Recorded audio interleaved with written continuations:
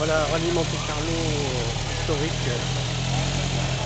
On est un petit peu parmi les habitués de cette 25e édition, bien que ce soit pour la deuxième année dans le nouveau palais des expositions. On retrouve un petit peu l'ambiance d'antan avec nombre de voitures qui sont rassemblées au moins 3 des 5 itinéraires de parcours de concentration de l'épreuve sont présents avec des concurrents donc, très anciens, des voitures classiques. On a retrouvé beaucoup de marques un petit peu qui remontent un petit peu dans la côte, notamment des Opel. On a pas mal d'Allemands, Danois, pas mal d'Anglais également. Donc tout ça, ça fait partie un petit peu du folklore. Et puis on retrouve cette année, après qu'il ait pris le volant de la Stratos, on a à côté de nous Carlos Tavares qui lui part cette année sur 104. Un 104 que vous connaissez avec Patrick Discours, qui est également directrice d'un circuit et directeur de course. Voilà, une copilote très complète, tout comme on aura également l'équipage Closier avec Jean-Claude Androuet, notre directrice du musée de Monaco, est aussi copilote et nous le rappelle en faisant ce rallye avec cette voiture, l'Alpine 510, la Berlinette. Voilà, entouré de nos amis de Monaco qui sont là chaque année pour ce rendez-vous. On est sur la deuxième journée de contrôle technique, donc beaucoup de monde ici à Reims, mais toujours un grand plaisir.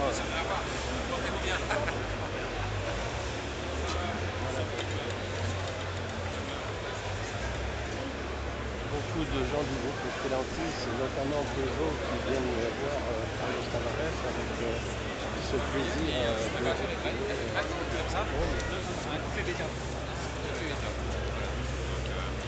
Sympa ça. Oui, c'est sympa aussi, ouais. C'est sympa. Bon, tu vas te faire plaisir. Je vais essayer. Hein. On va faire une photo, monsieur Tavares. On est là pour ça. Président de la montée historique de l'an. Merci beaucoup, vous aussi. et pas riche de photos. Et ça pour plaisir à retrouver cette copilote également. Et on ne va pas la déranger de t'occuper, mais on la retrouvera dans d'autres émissions de Vip Radio Online, de reportage VIP, où on a l'occasion d'ailleurs, dans les prochaines émissions, de mettre les femmes à l'honneur, des femmes sportives, et ça sera avec un grand plaisir. Voilà pour ce petit coup d'œil sur le parc de Reims, avec des Lituaniens aussi qui sont venus, comme d'habitude, je dirais maintenant, c'est une habitude, on les retrouve, les deux voitures.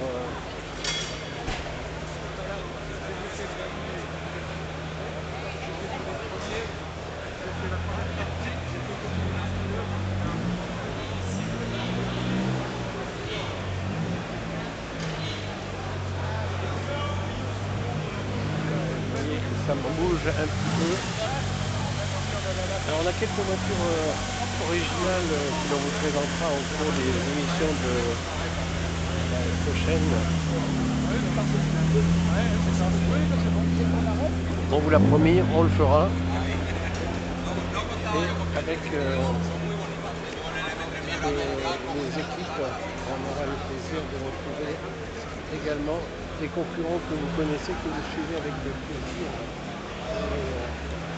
Toutes ces voitures, je citerai quelques marques classe du Rallye Monte Carlo comme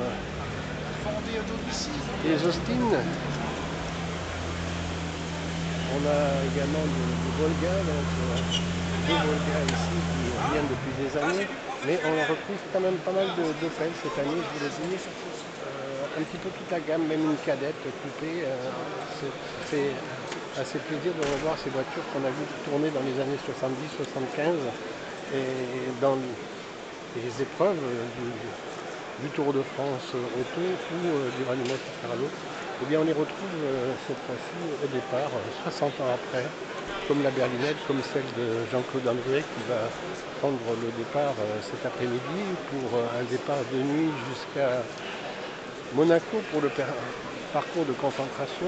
Et puis ensuite, ce sera l'arrivée à Monaco avant l'épreuve de classement qui conduira les concurrents Andron-Mardèche, un petit peu comme d'habitude, et avec grand plaisir.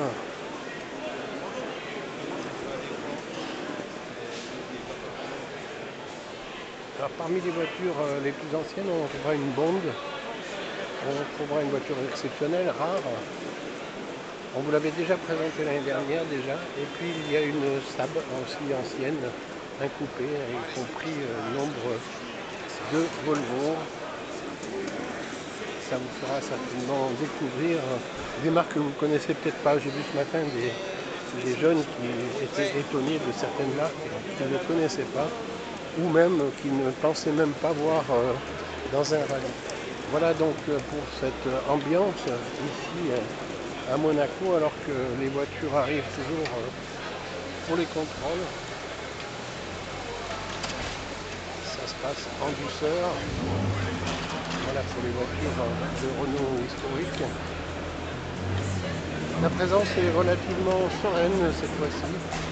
Je veux dire, on a vu une voiture intéressante ici, c'est celle de Pat Lambert qui est sur une Moretti 850. C'est un habitué du packbench. Et puis on va retrouver quelques autos. Je vois une qui passe à la poussette là, pour aller au vérif. Elle est un petit peu space dans la mesure où son capot est en polyester, mais c'est une Diane, c'est la voiture un petit peu classique. Elle est allégée pour un pilote qui est assez fort. C'était pour assurer l'équilibre, Mathis dit.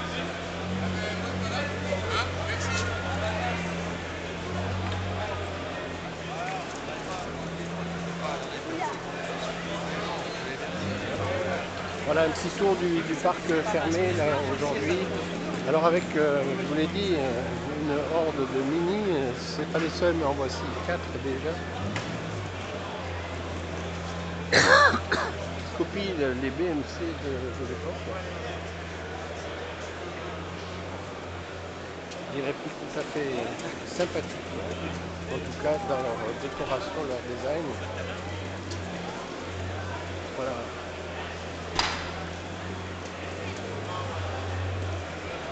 À nouveau cette Datsun que l'on voit cette année encore. Alors, je vous l'ai dit, les Volvo c'est toujours spectaculaire de voir cela. On a une R8 Gordini, on en a même deux, j'ai vu aujourd'hui, plusieurs Verdouze. On a également donc, celui qui nous vient habituellement avec son copilote, c'est Peter Becker, donc l'équipage anglais.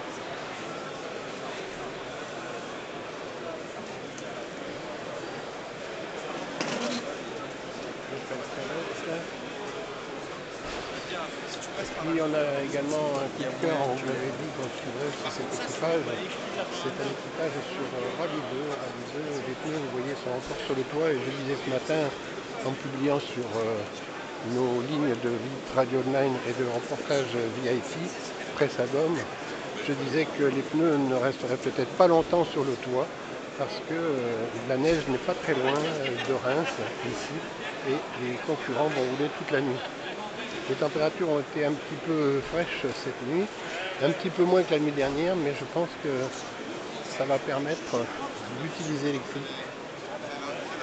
Voilà, et je vais essayer de me rapprocher un petit peu sur le coupé sable dont je vous parlais tout à l'heure, avec la Bond, qui est une voiture, une marque pas très connue, mais en tout cas avec un nom beaucoup plus connu que la marque. Mais c'est une voiture exemplaire, la voici, à côté de la Saab.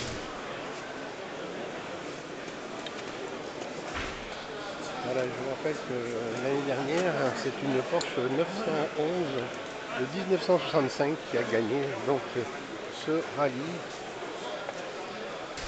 Voilà donc la Saab dont je vous parlais en coupé et la Bond.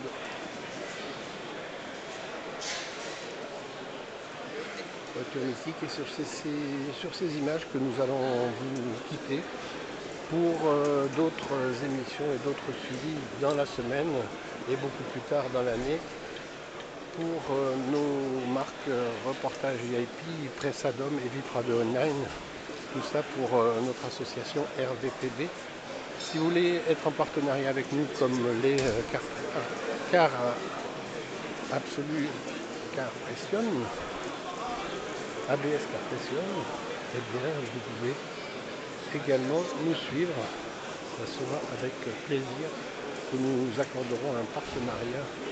C'est toujours recherché, nos amis de ANV le savent depuis des années et nous continuerons sur cette lancée avec vous, j'espère.